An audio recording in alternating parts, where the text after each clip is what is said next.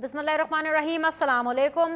कल पाकिस्तान तहरीक इंसाफ की जेल भरो तहरीक का आगाज़ हो गया। आगाज़ लाहौर से हुआ। कल भी हमने इस पर बात की, लेकिन जो कल लाहौर में हुआ आज उसी का रेप्लिका पेशावर में देखा गया। तो पेशावर में क्या हो रहा है वो समझने के लिए आपको ये जानना ज़रूरी है कि लाहौर में क्या हुआ। लाहौर में पूरा दिन जो प्रिजनर्स वैन है उसके अंदर लोग आते रहे, यानी पाकिस्तान तहरीक इंसाफ के कारकुनान थे, famous 5 leaders approximately, Shah Mahmood Qureshi साहब, आज़म स्वाति साहब, असद उमर साहब, उमर सरफराज चीमा साहब, वलीद इकबाल साहब, वो प्रिजनर वैन के अंदर आए, फ़ोटो सेशन किया अपना और उसके बाद बैठे रहे। प्रिजनर वैन ने चलने से इनकार किया, इसलिए चलने से इनकार किया क्योंकि हुकूमत ने इनिशियली गिरफ्तारी डालने से इनकार किया, लेकिन ज़ाहिरी सी बात है जब ये सारे लोग कीन हो गए तो हुकूमत को भी ने ऊपर से ऑर्डर किया पुलिस को कि ठीक है अब आप गिरफ्तारी डालें। जब गिरफ्तारी डालने का मरहला आया तो तब देखा कि लोग जो प्रिजनर वैन के अंदर तस्वीरें बना करके भाग रहे थे, जा रहे थे, उन्होंने वापस प्रिजनर वैन में आने से मना कर दिया, उन्होंने अपनी गिरफ्तारी देने से मना कर दिया क्योंकि वो तो बेसिकली मासूम लोग सिर्फ और सिर्फ इमरान खान साहब को खुश करने के लिए तस्वीर बनाना चाहते थे। अब तो पुलिस उनके पीछे पड़ गई। फिर पुलिस ने इतने पर ही इक्तफा नहीं किया, बल्कि बाकी दिन जितना भी टाइम रह गया था दिन के ख़त्म होने तक, प्रिजनर वैन से पुलिस जो है वो बार बार राउंड लगा करके ये अनाउंसमेंट करती रही कि भाई जिसने गिरफ्तारी देनी है वो आ जाए, प्रिजनर वैन तैयार है। लेकिन कमाल है भाई, मतलब वो मंजर हमने देखा कि कानों को हाथ लगाने पड़े कि तौबा तौबा, इस तरह के है पाकिस्तान तहरीक इंसाफ के सपोर्टर्स जो कि अपने कायद के, अपने चेयरमैन के कहने के ऊपर एक गिरफ्तारी नहीं दे सकते। इमरान खान साहब को कितना मान था इन तमाम तर यूथ के फॉलोअर्स के ऊपर, उनको कितना मान था कि जो पाकिस्तान तहरीक इंसाफ के कारकुनान हैं वो इमरान खान साहब का मान रखेंगे। लेकिन करोड़ों की आबादी के शहर में से सिर्फ और सिर्फ कल रात, यानी कल का दिन ख़त्म होने तक, जो रात को ऑफिशियल फिगर रिपोर्ट हुआ वो था 81। तो अगर मैं ये कहूं कि पाकिस्तान तहरीक इंसाफ के the most popular leader Imran Khan के कितने फॉलोअर्स, जेन्युइन फॉलोअर्स निकले जो उनके लिए मर मिटने के लिए तैयार है, जो उनके लिए जेल जाने के लिए तैयार हैं, तो करोड़ों की आबादी के शहर में उनके जेन्युइन ट्रू पीटीआई फॉलोअर्स सिर्फ और सिर्फ 81 निकले। अब आपको समझ आ गई लाहौर में क्या हुआ। यही सब कुछ अब पेशावर में हो रहा है। पेशावर में पुलिस आगे आगे नहीं है, कारकुनान आगे आगे है और पुलिस उनके पीछे पीछे है कि खुदा का वास्ता है भाई आप लोग गिरफ्तारी दे। दरवाजे खटखटा रहे हैं, उनके घरों को जा रहे हैं, अनाउंसमेंट कर रहे हैं, लेकिन वहां पर भी अभी तक कोई खातिर खा फिगर गिरफ्तारी का नजर नहीं आया। 100-200 क्या 100 से भी कम जो है वो लोग अपनी गिरफ्तारियां दे रहे हैं। ऐसे पे सोने पे सुहागा कहूँ या मजीद खराब होती हुई सिचुएशन कहूँ कि वो लोग जो अरेस्ट हुए उनमें से किसी को मियाँ वाली, किसी को राजनपुर, किसी को डीजी खान, सबको अलग अलग डिवाइड करके मुख्तलिफ जेलों में डाला जा रहा है, एक दूसरे से दूर रखा जा रहा है और जेलों में भी ऐसे भेजा जा रहा है कि पूरी पूरी रात उनको ट्रैवल कराते रहे, गाड़ी के ऊपर घुमाते रहे और फिर उसके बाद उनको जेल में डाला गया।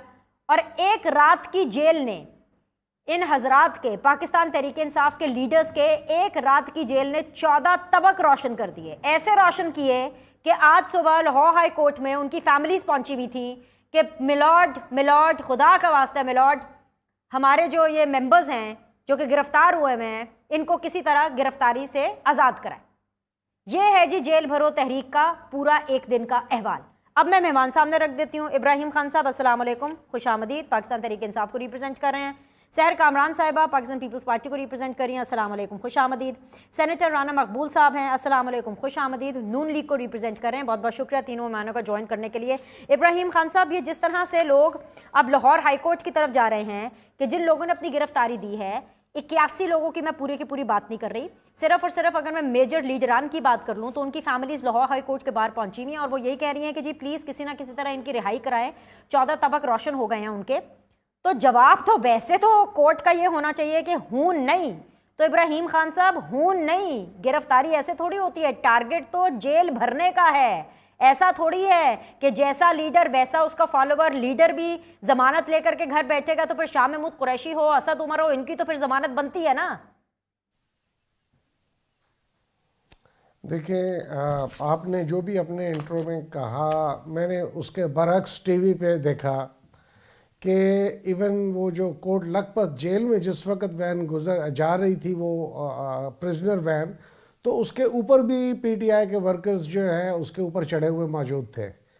तो आप जितना मर्जी इसका वावेला कर लें कि हमारी जो है लीडरशिप या हमारे जो कारकुनान हैं वो किसी किस्म की गिरफ्तारी से डर रहे हैं, तो ये हरगिज़ ऐसा नहीं है।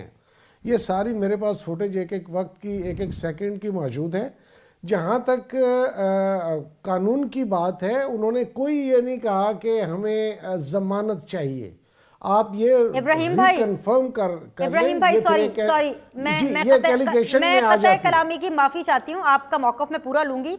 सिर्फ मैं आपको इतना बता दूं, प्रिजनर वैन के जो ऊपर लोग होते हैं ना सर, वो काउंट नहीं होते, वो काउंट होते हैं जो प्रिजनर वैन के अंदर होते हैं और बाहर से दरवाजा बंद होता है। एक चीज, दूसरी चीज ये मैंने आपसे ऑफिशियल फिगर, पंजाब हुकूमत का ऑफिशियल फिगर शेयर किया है।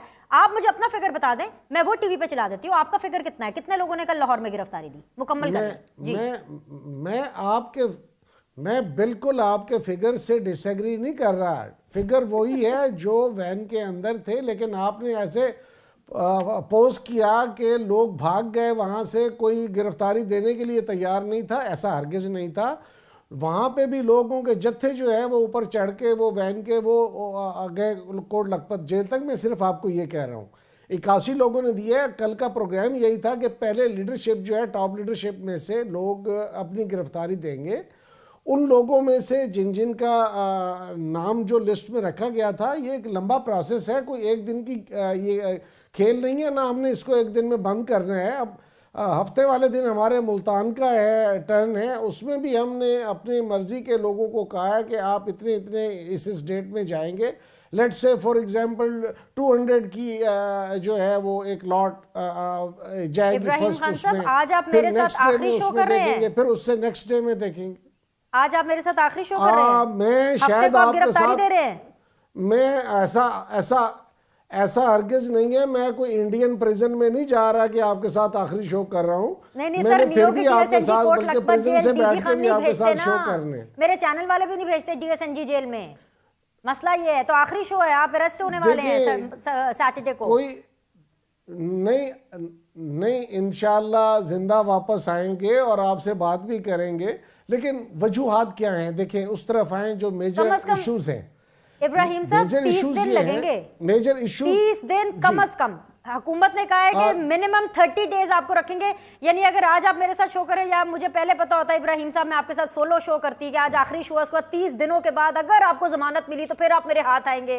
ओहो, चले कोई नहीं, पर रोटी भी जेल की खानी पड़नी है, घर की नहीं आनी सर। कौमों की जिंदगी में 30 दिन कोई मैटर नहीं करते। ये वक्त है अपने हकूक की, बुनियादी हकूक लेकिन सर कौमें जेल जाने से भी नहीं बनती। अब मुझे बताए ना, शाह महमूद कुरैशी, असद उमर साहब 14 घंटे भी नहीं पूरे हुए, 12 घंटे के बाद ही इनके खानदान वाले पहुंच गए जी जमानतों के लिए। आप घर वालों को समझा के जाएंगे ना कि अगर आप हफ्ते को अरेस्ट हो रहे हैं तो आप मंडे को जमानत अप्लाई ना करें। आप थोड़ा सा मेरी अर्ज को सुन ले। चले आज आपकी मान लेती, बस सैटरडे को तो आप अरेस्ट हो रहे हैं। बोल ले सर, 2 मिनट नॉन स्टॉप। मैं आप बीच में लुकमा नहीं दूंगा। एक मिनट सिर्फ मुझे फिनिश करने दें सर, 2 मिनट मुझे सिर्फ फिनिश कर। जी अब ऐसे है कि वो गए हैं वहां पे, और नेक्स्ट डे जिस दिन अपना किसी भी आदमी को गिरफ्तार किया जाता है तो नेक्स्ट डे उसको कोर्ट में प्रेजेंट किया जाता है। तो वो सिर्फ इस हद तक गए हैं कि जी कोर्ट में प्रेजेंट कर दें ताकि एक्नॉलेजमेंट आ जाए कोर्ट के पास कि ये बंदा, ये जो जिसको कैद किया गया है, ये कौन सी जेल में है, क्या है, उसके कवायद क्या हैं। तो उसके लिए वो गए हैं, किसी ने जमानत के लिए अप्लाई नहीं किया। और चलिए मैं आपको अपडेट कर देती हूँ इब्राहिम भाई, आप आई एम श्योर अपने हल्के में मसरूफ होंगे, मैं आपको अपडेट कर देती हूँ। एक्चुअली ऑफिशियली फैक्ट चेक करके मैं आपको बड़े वसूख से और जिम्मेदारी से बता रही हूँ कि वो सिर्फ और सिर्फ हाजिरी डलवाने के लिए नहीं गए थे, वो एक्चुअली जमानत अप्लाई करने के लिए गए थे। या आप अपने आप को अपडेट कर लें जी। सेनेटर राना मकबूल साहब, अस्सलाम वालेकुम। सेनेटर साहब भेज दीजिएगा। जी मैं आपको भिजवा देती हूँ जी। सेनेटर साहब, ये जो पाकिस्तान तहरीक इंसाफ के साथ आप कर रहे हैं ना, ये अच्छा नहीं कर रहे भाई। इनकी एक इन्होंने पॉलिटिकल मूव करनी थी, पॉलिटिकल तहरीक करनी थी। अब आप इनको इस तरह से अरेस्ट करेंगे, फिर 30 दिन मिनिमम आप इनको जेल में रखेंगे, वो भी लाहौर की जेल नहीं होगी, अलग अलग जेलों में रखेंगे। तो सर ऐसे तो नहीं होगा ना। ये इमरान खान साहब को इंप्रेस करना चाहते थे, इनकी टिकटों का मामला है, ऐसे कैसे इनकलाब आएगा? इब्राहिम साहब जो हैं बड़े अच्छे, बड़े सादा शख्सियत हैं, ये कह रहे हैं कि इनको कोर्ट में पेश करना पड़ेगा। इब्राहिम साहब, मैं अर्ज करूं, मैं स्टूडेंट हूं इस चीज़ का, कि जब डिटेंशन ऑर्डर होते हैं ना अंडर MPO, जैसे MPO 3 है, तो इसमें कोर्ट में नहीं पेश किया जाता। फिर वो उतनी देर तक बंदा डिटेन रहता है जब तक कोर्ट का पीरियड पूरा ना हो, या कोर्ट अलग पिटिशन के ऊपर, जैसे ये कह रही हैं अपना मीना सलीम साहबा, के लोगों ने अप्लाई करना शुरू कर दिया है। अगर कोर्ट कोई उनको निकाल दे, बेल ले ले, वो अलग बात है, लेकिन पुलिस की ड्यूटी नहीं होती कि उनको विद इन 24 आवर्स पेश किया जाए अगर वो MPO में बंद हुए हैं, डिटेन हुए हैं। ये मेरे ख्याल में ये सारे MPO में बंद हुए हैं मोस्टली जो है, इसलिए ये जो महीने वाली बात कर रही हैं ये दुरुस्त है। एक्चुअली ये बीने की बड़ी अजीब सी साइंस है इसकी, जो ये जेल भरो वाली।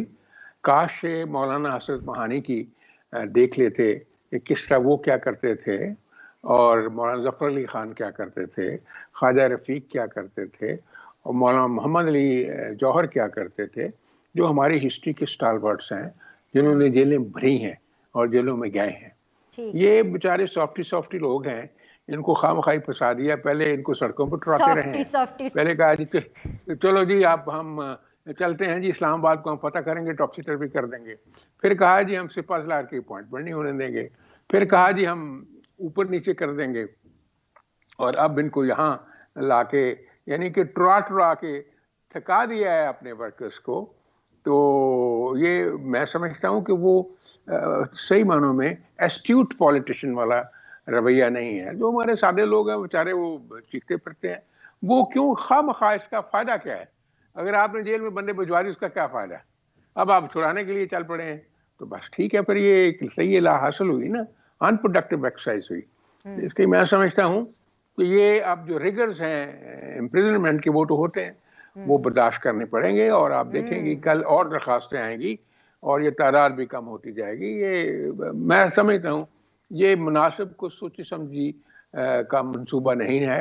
ऐसे ऑफ द कफ बैठे बैठे किसी ने कह दिया जेलें भर देंगे, वह आम एजुकेशन आपसे कर नहीं सके जिसका इम्पैक्ट होता है। जेलें भरने का क्या इम्पैक्ट होता है?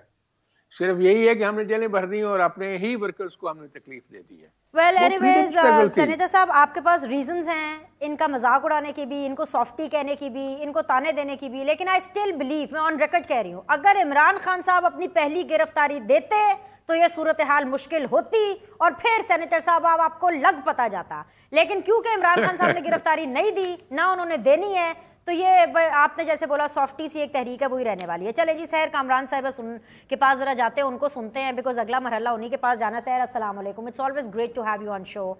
सहर, अच्छा प्रेसिडेंट सेट हुआ है लाहौर में और उसके बाद पेशावर में कि जी पुलिस आगे आगे नहीं है, पुलिस एक्चुअली इनके पीछे पीछे है और ये लोग आगे आगे हैं, कभी अपने घरों में छुप रहे हैं, तस्वीरें बना करके गिरफ्तारी नहीं देना चाहते।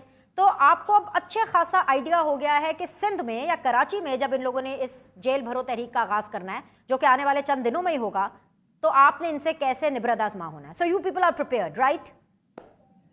शुक्रिया बेनिश। देखिए सिंध के अंदर तो शायद इनकी प्रेजेंस भी नेग्लिजिबल है, तो इतना हमें फिक्रमंद होने की जरूरत नहीं है। लेकिन मैं ये कहूँगी कि देखिए क्यों मुसलसल कियोस पैदा करना इमरान खान साहब की स्ट्रेटजी है, क्यों वो पाकिस्तान के अंदर मुसलसल अफरा तफरी और इंतशार बर्पा करना चाहते हैं। बाकी राना सनाउल्लाह साहब ने तो सही शरारत की है इनके साथ, फ्री राइड टू जेल। अब वो बसें खड़ी हैं, प्रिजनर वैन खड़ी हैं, वो कह रहे हैं फ्री राइड टू जेल। अब वो फ्री राइड है मगर राइड लेने वाले नहीं हैं। और वो अब मुख्तलिफ उनके हरबे हैं, सेल्फी खिंचवाओ, प्रिजनर वैन के पास जाओ और घर चले जाओ।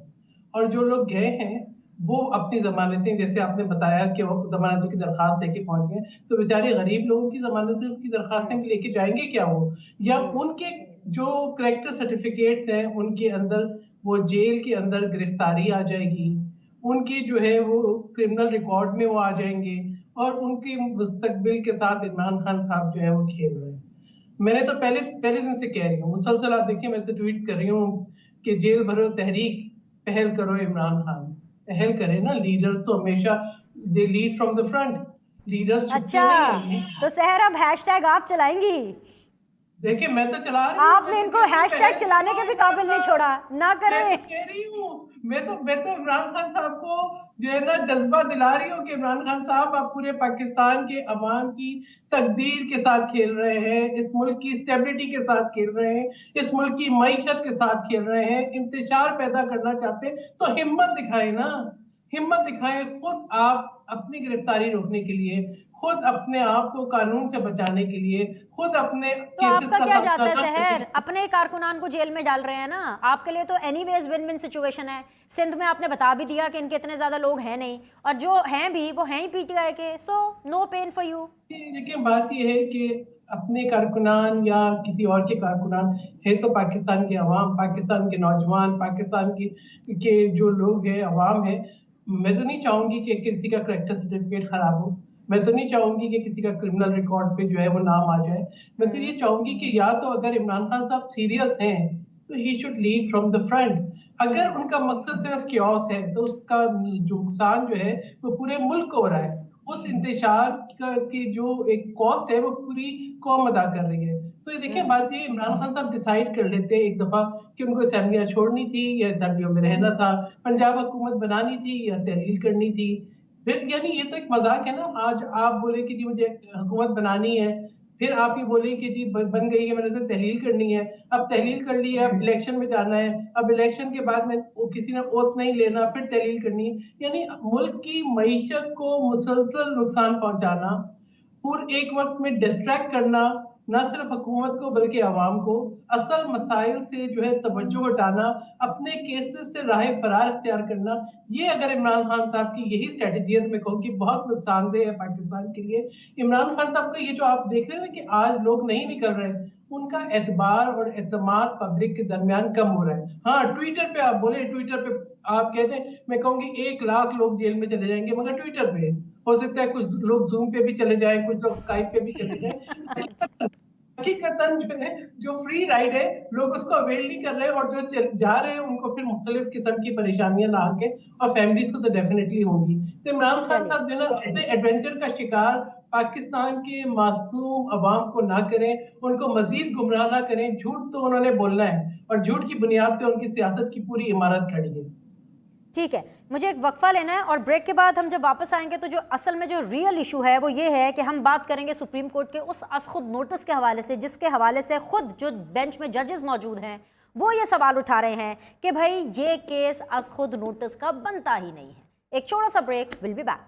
अस्सलाम वालेकुम जी, आप देख रहे हैं सीधी बात बीनर सलीम के साथ, और आज सीधी बात जोन में मुझे ज्वाइन किया हुआ है सेनेटर राना मकबूल साहब ने, सहर कामरान साहिबा ने एंड इब्राहिम खान साहब ने। इससे पहले कि मैं इब्राहिम खान साहब आपकी तरफ आऊँ, मैं सिर्फ आप लोगों को भी और जो मेरे देखने वाले नाजरीन हैं उनको ये बता दूं कि खैबर पख्तूनख्वा और पंजाब के अंदर जो इंतखाबात हैं उनको लेकर के, क्योंकि वो इंतखाबात आइनी तौर पर 90 दिनों के अंदर होने हैं, उनको लेकर के एक खुद नोटिस लिया गया। उस खुद नोटिस के नतीजे के अंदर एक 9 रुकनी बेंच बना जो कि चीफ जस्टिस ऑफ पाकिस्तान की सरबराही में बना।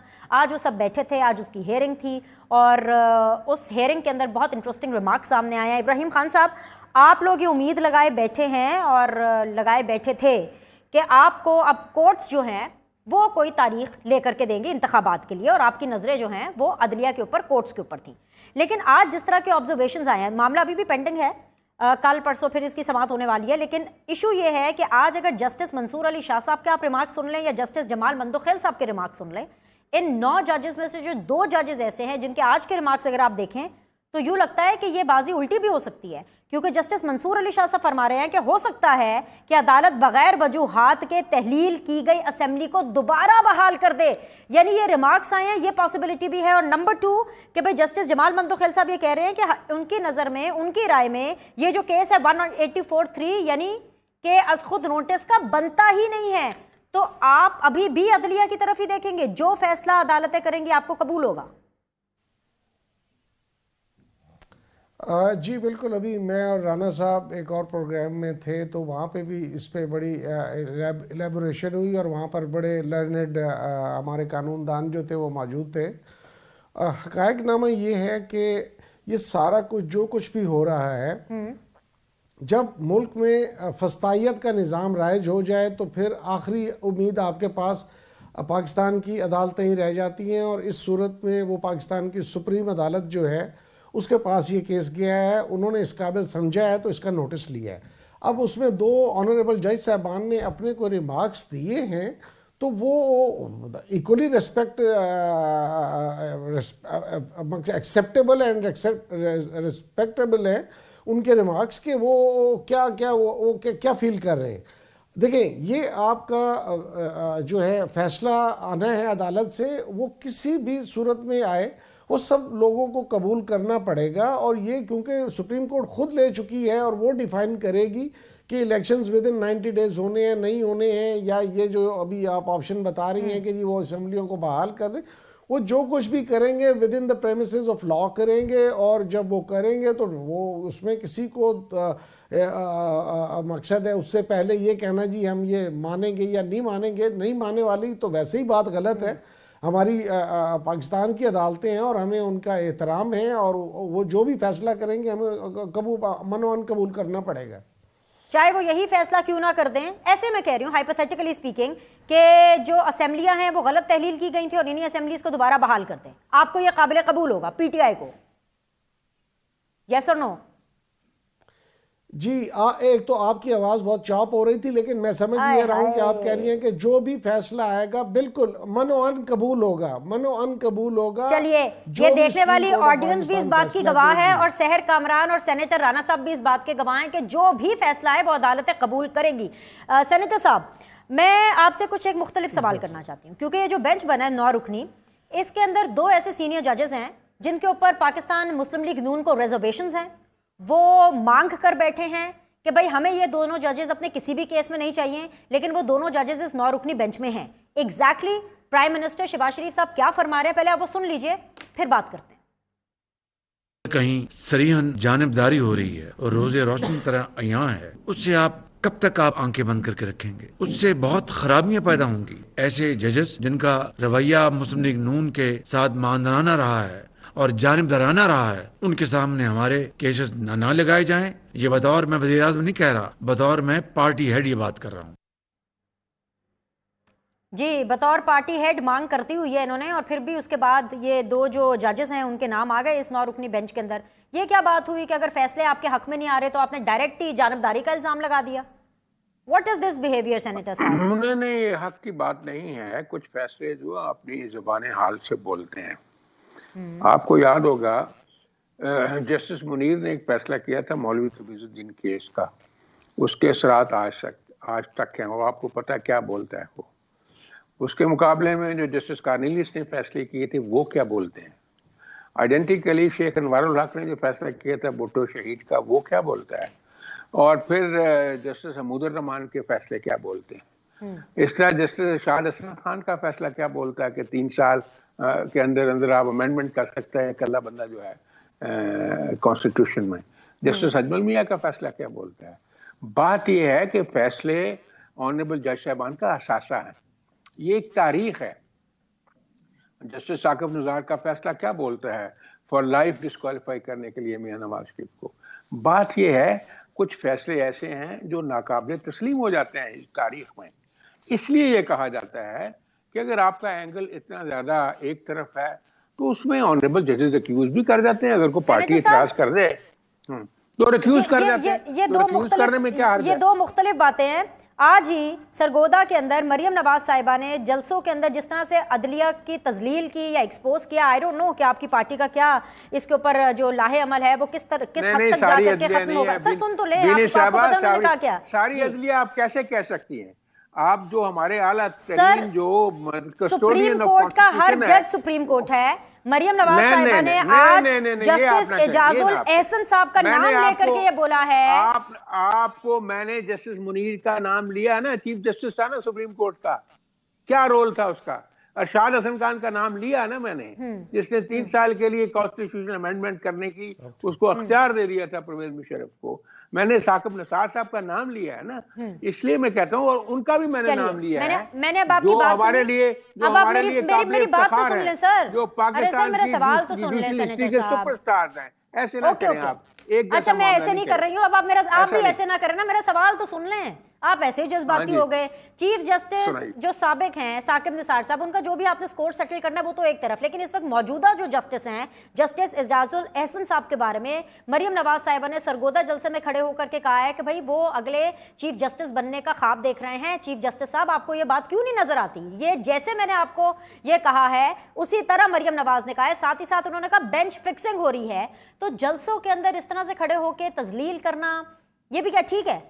अब आप इसका जवाब। नहीं, मैं आपको अर्ज करता हूँ, जो एजाज साहब की आप बात कर रहे हैं उनके ऊपर ये लोग यही इतराज करते हैं ना कि उन्होंने, वो सुपरवाइजरी जज थे जब मियां नवाज शरीफ का ट्रायल किया गया, और हर रोज उसका, और जब उन्होंने वो चार्ज किया, जब उन्होंने एक फ्रिवलेस ग्राउंड के ऊपर उनको डिस्क्वालीफाई किया कि जी सैलरी ने ली 10,000 दिरहम जो है, को बात है 3 दफा के प्राइम मिनिस्टर को आपने सारे का सारा निजाम तलछट करके रख दिया।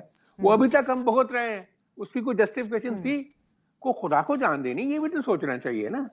इसलिए मैं नहीं समझता कि कोई, आप मुझे बताएं किसी, कभी उन्होंने भगवान दास के खिलाफ बात की है? मुझे बताइएगा। अजमल मियाँ के खिलाफ बात की है उन्होंने कभी?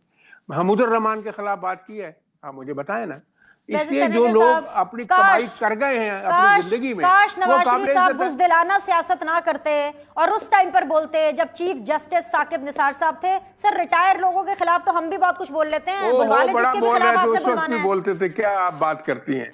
उस वक्त भी बोलते थे, उस वक्त अच्छा भी चलें, petition शहर के आ पास रही थी। चलते हैं। चलें, मुझे लेकिन ब्रेक का कहा आप जा रहा है। बताओ। ओके, एक छोटा सा ब्रेक लेते हैं, ब्रेक के बाद वापस आएंगे, शहर कामरान के पास चलेंगे। वेलकम बैक जी। सेनेटर राना मकबूल साहब, शहर कामरान साहिबा एंड इब्राहिम खान साहब मेरे साथ मौजूद है। शहर, दो चीज़ें मैंने आपसे पूछनी है, दोनों आपके सामने रख देती हूँ, वक्तन वक्तन उसका जवाब दे दीजिए। एक तो इंतखाबात को लेकर के आपकी क्या राय है? आप क्या तैयार हैं और आप क्या चाहती हैं कि 90 दिनों के अंदर पाकिस्तान इंतखाबात का मुतहम्मिल हो सकता है? दूसरी चीज़ ये कि ये जो अभी पूरी डिबेट चल रही है जजेस के ऊपर, जो रिजर्वेशन हो रही है, शहबाज शरीफ साहब को एज अ प्रेसिडेंट PMLN हुई, ठीक है, बहैसियत एक प्राइम मिनिस्टर नहीं हुई, लेकिन क्या पाकिस्तान पीपल्स पार्टी को कोई रिजर्वेशंस नहीं है? पाकिस्तान पीपल्स पार्टी समझती है कि जो जुडिशरी है वो एकदम बिल्कुल नीट, क्लीन और सही तरीके से अपना काम कर रही है? शुक्रिया बीने। सवाल आपका ऐसा है कि अब जब पीपल्स पार्टी की बात करेंगे तो हमने तो बड़े तल्ख फैसले भी देखे हैं। शहीद जुल्फ़िकार अली भुट्टो का जुडिशियल मर्डर भी देखा है, और वो केसेस भी देखे हैं जिनके ऊपर फैसले नहीं आते। लेकिन क्योंकि मैं कानूनदान नहीं हूँ, और मैं, हमारी जो एक पार्टी की जो एक पॉलिसी है, हमने तमाम तर जो है वो तहफ़्फ़ुज़ात के बावजूद अदलिया के फैसलों का एहतराम किया है। मगर मैं कहूँगी उन आवाज़ों को तो सुने कि जो अदलिया के अंदर से आ रही है, जो मुशाहिदात जो है वो रिस्पेक्टेबल ऑनरेबल जजेस के खुद बेंच से आ रहे हैं, उनको तो सुने वो क्या कह रहे हैं। और मैं समझती हूँ कि अदल के निज़ाम के ऊपर जहाँ कोई सवाल उठ जाए तो अदल करने वालों पे इसकी जिम्मेदारी है कि वो जहाँ पे मुतनाज़ा फैसलों का अंदेशा हो वहाँ अपने आप को उस किस्म के बेंच से अलग कर लें। ये बात जो है बार भी कह रहा है, ये बात जो है अदलिया के अंदर से भी आ रही है। तो मैं कहूँ कि हमारी बातों को मत सुने, मगर अपने अंदर से आने वाली आवाज़ों को सुने, क्योंकि वो आपके ही जितने काबिल जो है वो ऑनरेबल जजेस हैं, वो जो है वो जो बात कर रहे हैं, वो जो कह रहे हैं, उनके सामने जो केस है वो उसके बारे में जो उनके तहफ़्फ़ुज़ात हैं उनको सुने। वरना ये है कि मुतनाज़ा फैसले आते रहे हैं, आते रहेंगे। और मैं कहूँगी सुओ मोटो उन पर लेना जहाँ मज़लूम अवाम, जहाँ पाकिस्तान के अवाम के केसेस जो है वो सालों सालों पड़े रहते हैं, उन पर ले सुओ मोटो। किसी जो है वो ऐसे फैसले जो कि पार्लियामान ने करने हैं, जो कि इंस्टीट्यूशंस ने करने हैं, उनको मेरे ख्याल में उनकी जो, जब तक उनका ड्यू कोर्स मुकम्मल ना हो जाए, उन पे सुओ मोटो लेने की जरूरत नहीं होती। सुओ मोटो पे तो एक पॉलिसी आई थी ना कि मतलब सुओ मोटो के जरिए जो है वो भी कानून को एक तरफा ना बनाया जाए, और बहुत सारे ऐसे फैसले हैं जहाँ पे सुओ मोटो की जरूरत है, वहां पे लिए जाए ताकि लोगों को अदलो इंसाफ मिले, ताकि लोगों को अदलिया पे यकीन आए। बाकी ये कि जो इलेक्शन है, इलेक्शन कमीशन एक खुद मुख्तार इदारा है, उसने जो है उसका फैसला करना है। जो दूसरे अवामिल हैं पाकिस्तान की, आज क्या सिक्योरिटी के हालात है, क्या माशी हालात हैं, ये डिटरमिन भी मुतल्लिका इदारों ने करने हैं। ये मैं समझती हूँ कि इस सिलसिले में पीपल्स पार्टी जो है वो हमेशा आइन का एहतराम करती है, और हम ये चाहेंगे कि आइन का जो एहतराम है उसी को जो है सामने रखा जाए। ठीक है। इब्राहिम खान साहब, पीपल्स पार्टी ने भी अपना मौक़िफ़ दे दिया, PMLN का तो आपको मौक़िफ़ पता ही है, आप लोग तो बल्कि उनके मौक़िफ़ के हवाले से एक बाकायदा तौर पर एक कैंपेन भी शुरू किए हुए हैं। जिस तरह से इमरान खान साहब अपनी हर तकरीर में कहते हैं कि जो PMLN है वो जजेस पर, अदलिया पर प्रेशर डाल रही है। PMLN आप लोगों के बारे में भी यही कहती है कि आप अपनी अब अगली पूरी सियासत जुडिशरी के कंधों पर कर रहे हैं। मरियम नवाज साहिबा हर जलसे में ये कह रही हैं कि इमरान खान साहब जुडिशरी के, अदलिया के कंधों पर चढ़ के इस दफा हुकूमत में आना चाहते हैं। फैज की बाक़ियात अभी तक आप लोग को सपोर्ट कर रही है।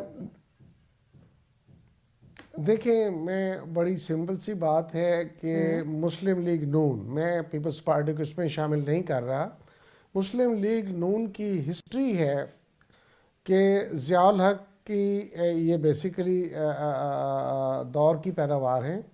उसके बाद इनका जो है जुडिशरी के हवाले से इनका जो साबका जो रिकॉर्ड है, उसमें ये वो लोग हैं जिन्होंने सुप्रीम कोर्ट ऑफ पाकिस्तान पे हमलावर भी हुए। ये वही लोग हैं जो मरहूम, अब तो अल्लाह को प्यारे हो गए, अल्लाह उनकी जवान रहमत में जगह करे, जस्टिस अब्दुल कय्यूम साहब, उनको ये डिक्टेशंस देते थे। इनको तो अपनी मर्जी की, ये शहनशाह वक्त जिनको कहते हैं ना जी, तो ये वो माइंड सेट है इनका, जमहूरियत से कहीं दूर दूर का किसी डिक्टेशंस अभी परवेज इलाही साहब की भी मंजर आम पर आई या हैं, फैशिज्म, जिसके ऊपर तमाम बार काउंसिल्स कह रही हैं कि हमें फैशिज्म की तरफ। जी जी जी जी जी मुकम्मल कर लें। देखिए, वो तो जो कुछ सामने आया है उसका, जी जी जी, परवेज इलाही मेरी फुफो के बेटे नहीं है, कोई भी ये कर रहा है या किसी ने भी किया है तो ये दिस इज कंडेमेबल। ऐसे कैसे ना, this is condemnable, this is, सुने ना, बर्दाश्त तो कर ले, पर पार्टी के सदर सुनने को बर्दाश्त तो कर ले, थोड़ा सा बर्दाश्त तो कर ले, थोड़ा सा बर्दाश्त तो कर ले। मैं कह रहा हूं कि कानून की हुक्मरानी, कानून की खिलाफ वर्जी मैं करूं, आप करे, कोई करे, वो इक्वली वो जो शुड बी हेल्ड रिस्पॉन्सिबल। अब जहां तक उनकी टेप का आया है, उसकी फोरेंसिक होगी, उसका पता चलेगा उसमें हकायक क्या है क्या नहीं है। कोर्ट में अगर एक चीज जाएगी तो फिर वो accordingly dealt with, in according with the law हो जाएगी। मैं उस हवाले से नहीं, इनकी तो मैं एक रिकॉर्डेड हिस्ट्री आपको बता रहा हूं कि इनको अपनी मर्जी के जजेस चाहिए, मर्जी के डिसीजंस चाहिए। अब इससे बढ़ के और क्या हो कि सुबह फर्द जुर्म आयद होनी थी बाप बेटे पे, और रात को एक वजीर आजम और दूसरा वजीर आला। मकसद है कि ये इन्होंने को 22 करोड़ को ऐसे समझ लिया है कि ये मुल्क जो है ये इनके हाथ में एक सोने की चिड़िया है, जिसको इन्होंने यहाँ से जो कुछ माल ईस्ट इंडिया कंपनी की तरह यहाँ से लेते थे और इंग्लैंड में जमा कराते थे, वो किरदार इस वक्त ये कर रहे हैं। पाकिस्तान के लिए, पाकिस्तान लेकर के पाकिस्तान में चलाते हैं। इब्राहिम भाई, मैंने कुछ नहीं कहना, शो का वक्त खत्म हो गया, आपने वैसे ही हफ्ते को जेल चले जाना है। अब 30 दिनों के बाद पता नहीं आपसे कैसे मुलाकात होती है। इब्राहिम साहब, आपने अपना खास ख्याल रखना है। बाकी पैनलिस्ट का भी बहुत शुक्रिया ज्वाइन करने के लिए। आप लोगों से फिर मुलाकात करेंगे। अल्लाह हाफिज।